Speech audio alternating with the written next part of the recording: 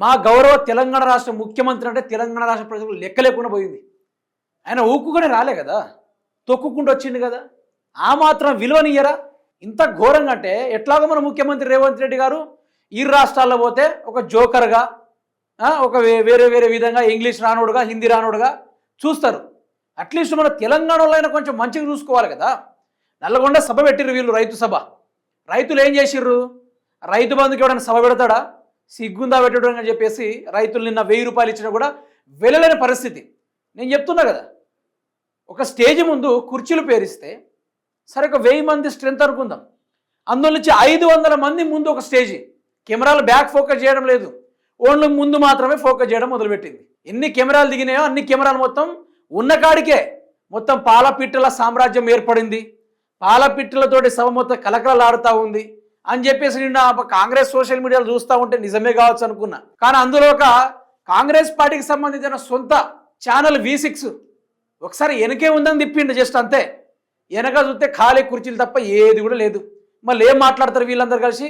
కేసీఆర్ గురించి మాట్లాడతారు. మొన్న ఏదో కేటీఆర్ సభల ఫోటో దిగుదామని వాళ్ళు కాట్లాపూర్కి సంబంధించిన పరిగి ప్రజలు వస్తూ ఉంటే యాడికి పోతుర్రా మీరంతా అని అడిగిండు, అంతే. జస్ట్ ఓ దానికే ఇక కాంగ్రెస్ పార్టీ వాళ్ళు ఇక కేటీఆర్ పని అయిపోయింది, బీఆర్ఎస్ పార్టీ పని అయిపోయింది, ఆ బీఆర్ఎస్ పార్టీ సభలో అందరు వెళ్ళిపోతున్నారు. అంటే కేటీఆర్ ప్రతిపక్ష హోదా ఉన్న నాయకుడు. ఒక మాట మాట్లాడుకుందాం.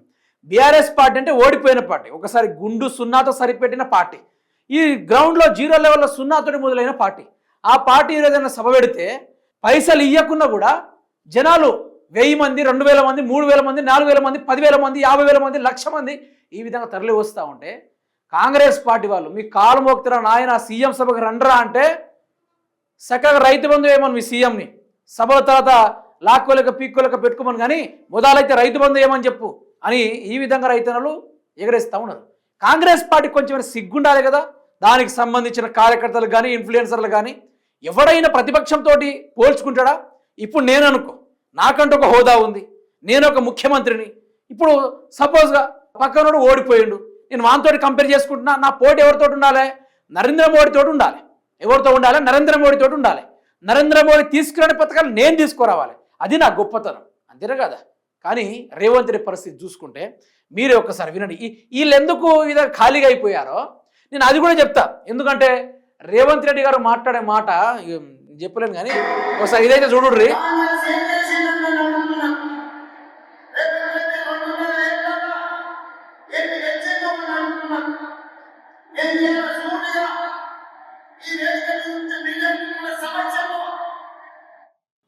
జనాలు తండోపతండాలు వచ్చిర్రు. నిజానికి నల్గొండ అంటే ఒక కాంగ్రెస్ అడ్డా, అది చాలా క్రౌడ్ వచ్చింది, బాగానే వచ్చింది, నేను రాలేదని చెప్తలేను. రేవంత్ రెడ్డి సభకు చాలామంది వచ్చిర్రు. కానీ రేవంత్ రెడ్డి మాట్లాడే మాటలకి జనాలు అక్కడ నిలవలేకపోయారు. ఇప్పుడు కేసీఆర్ ఏదైనా సభ పెడితే ఏం చెప్తాడో అనే దాని గురించి ప్రజలు వింటూ ఉంటారు. ఎందుకంటే కేసీఆర్ ఏదో ఒక కొత్త మాట చెప్తాడు, తెలంగాణకు అన్యాయం జరుగుతుందో లేమన్నా ఎట్లా కొట్లాడాలని చెప్పేసి కేసీఆర్ మాట్లాడతాడు. కానీ గౌరవ ముఖ్యమంత్రి రెడ్డి ఏమని మాట్లాడతారంటే, ఈయన నోటికి ఏమైనా కొంచెమైన భగవంతుడు సిగ్గు ప్రసాదించుంటే కొంచెం బాగుండు. ఏంది ఈ మురికి మాటలు?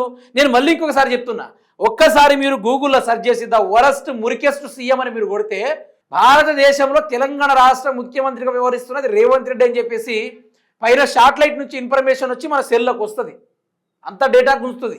వినుర్రి. ఎవడు వచ్చినా, ఎవడు అడ్డం పడ్డా, ఎవడు ఆత్మహత్య చేసుకున్నా మూసీలేసి తొక్కుతా, మూసీ నది ప్రక్షాళన చేస్తా. జనాలు కూడా అనుకుంటుర్రు, నువ్వు సరైన తీరులో రైతు బంధు వేయకుంటే నిన్ను పండబెట్టి దొక్కుతాం, నువ్వు సరైన టైంలో 6 గ్యారెంటీలు ఇవ్వకుంటే నిన్ను కూడా పండబెట్టి దొక్కుతాం, సెక్యూరిటీ లేకుండా ఒక్కసారి ఊర్లోకి రా రేవంత్ రెడ్డి నీకు సన్మానం చేస్తామని చెప్పేసి ప్రజలు ఈ విధంగా ఆశగా ఎదురు చూస్తూ ఉన్నారు. ఏ ప్రజానికం ఉంది ఇట్లా మైక్ పెట్టినా కూడా బండబూతులు, తెలంగాణ యాస ఇట్లా ఉంటుందా అని చెప్పేసి సోషల్ మీడియాలో వినపడుతున్న టాక్ అది. ఇప్పుడు రేవంత్ రెడ్డి గారు మాట్లాడుతుంది ఏంది? మూసీ ప్రక్షాళన ఎవడు అడ్డొచ్చినా పండబెట్టి తొక్కి మూసీలో తొక్కి నేను మూసీ ప్రక్షాళన చేస్తా అంటాడు. ఎవడడిగిండు నిన్ను? ఎవడడిగిండు? కేసీఆర్ ఉన్నాడు, అతను తెలంగాణ రాష్ట్ర కొందరు బాపు అంటారు, కాంగ్రెస్ పార్టీకి సరైన మొగోడు అంటాడు, ఇక చాలా రకాలుగా మాట్లాడుకుంటారు. ఎందుకో చెప్పనా, కేసీఆర్ గారు ఏ నోట్లో చూసుకున్నా కొత్త పథకం ఏం పెడదాం, రైతులకు ఏం చేద్దాం, ప్రజానీకానికి ఏం చేద్దాం, ఉద్యోగాలను ఏం చేద్దాం, ఉద్యోగాలు రాకుండా ఉంటే యువత ఏం చేయాలి, గిట్లా కేసీఆర్ మాట్లాడతారు. కానీ రేవంత్ రెడ్డి అట్లా కాదు.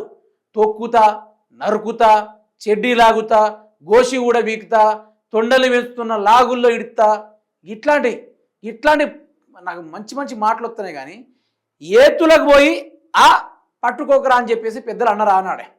ఎందుకు ఈ ఏతుల మాటలు, ఎత్తుల మాటలు? దేనికోసం? తెలంగాణ ప్రజానికి ఏదైనా నేను దగ్గర అవుతుందా? నేను దగ్గర తీసుకుని వా ముఖ్యమంత్రి Revanth Reddy you are the greatest rarest అని చెప్పేసి ఎవరైనా మాట్లాడుతున్నాడా? ఎస్, నువ్వు ప్రపంచ దేశాల్లో నీ అంత రేర్ పర్సన్ ఎక్కడ దొరకడు. You are the rare person in this Telangana. మాకు అదృష్టం నీలాంటోడు భవిష్యత్ తరాల్లో మా పిల్లలకు కానీ వాళ్ళ తరాలకు కానీ చెప్పుకోవడానికి ఒక ఇన్స్పిరేషన్గా, ఎట్లా నువ్వు గొప్పోడువనో ఏదో తెలంగాణ రాష్ట్రం ఉద్ధరించడం కాదు, మంచిగా చదువుకో బిడ్డ, చదువుకోకుంటే రేవంత్ రెడ్డికి అవుతావని చెప్పేసి చూపెట్టుకోవడానికి నువ్వు ఒక మంచి నిదర్శనం. ఆనాడు తరాలు మారే కొద్దీ బూచోని చూపెట్టి ఆ యొక్క అమ్మలు పిల్లలకు భయాన్ని నేర్పించేది. కానీ ఈ రోజుల్లో అవన్నీ అవసరం లేదబ్బా. రేవంత్ రెడ్డిని చూస్తే సరిపోతుంది. ఆ రేవంత్ రెడ్డిని ఆ బూతుల్లో ఒకసారి వినిపిస్తే పిల్లలు మంచిగా చదువుకొని బాగుపడాలనే ఆలోచన వస్తుంది. గీతీరుగా మాట్లాడితే ప్రజలు ఏ విధంగా దగ్గర అవుతారు? నిన్న రేవంత్ రెడ్డి సభ చూసుకుంటే ఆ క్రౌడ్ వేరబ్బా. నిన్న వచ్చిన వాళ్ళు చాలామంది, ఆ క్రేజ్, ఆ క్రౌడ్ అసలు నేను సరే వచ్చిర్రు, బాగానే వచ్చిర్రు, నల్లగండ మొత్తం దద్దరిల్లిపోయింది. కానీ గీ మాటలు, ఈ ఎత్తుల మాటలు, ఏతుల మాటలు మాట్లాడినందుకే జనాలు మధ్యలో డ్రాప్ అవుట్ అయిపోయారు. దేనికోసం అయిపోతున్నారు? రాత్రంగా పెట్టిండి సభ. మళ్ళీ ఆ సభలో కూడా పనికొచ్చే మాటలు ఏది కూడా లేదు. మాట్లాడాలి, జనాలు ఉన్నప్పుడు ఎట్లా మాట్లాడాలి? నేను ఈ సభ రైతు బంధు కోసం పెట్టిన, కేసీఆర్ గారు 10,000 బిచ్చమెత్తా అంటే నేను ఒక దివానని, రేవంత్ రెడ్డి ఒక కుక్క అని చెప్పేసి నువ్వే మాట్లాడినావు కదా గౌరవ ముఖ్యమంత్రి రేవంత్ రెడ్డి లాంటి పిచ్చి కుక్కొత్తాడు, కర్తాడు అని చెప్పేసి రేవంత్ రెడ్డి గారే మాట్లాడారు. ఇది మనమే కల్పితం కాదబ్బా. రేవంత్ రెడ్డి గారి గతంలోనే మాట్లాడారు ఈ మాట. అయితే రేవంత్ రెడ్డి వస్తాడు, ఓ పిచ్చుకు కొత్తది, మేమైనా దివానే గాలమా, దిక్కుమాలినోళ్ళమా అని చెప్పేసి నానా మాటలు మాట్లాడి కేసీఆర్ తోడు పోల్చుకొని బిచ్చమెత్తనమా అని చెప్పి ఈనాడు ₹1 అయిన రేవంత్ రెడ్డి ప్రజలకు సకాల టైంలో రైతు బంధు ఇచ్చినావా అంటే అరగుండు కొట్టుకొని తిరుగుతారు ప్రజలు. ఇదే మాట మీద నువ్వు సకాలంలో రైతు బంధు వేసినావు అంటే అరగుండుతోటి సగం నువ్వైనా కొట్టుకొని తీరాలి, లేకుంటే ప్రజలైనా కొట్టుకొని తీరాలి. ఆ తిరిగా సవాల్తోటి సాగుతూ ఉంది దునియా. ఇంచమైన ఓకాతు ఉండాలి ముఖ్యమంత్రి రేవంత్ రెడ్డి గారు. మీరు ఒక ముఖ్యమంత్రి అన్నప్పుడు మినిమం వాల్యూ అనేది ఉండాలి. ఈరోజు నువ్వు సభ పెడితే నీ మాటలకు జనాలు వెళ్ళిపోతుర్రంటే ఒకటి అర్థం చేసుకోవాలి.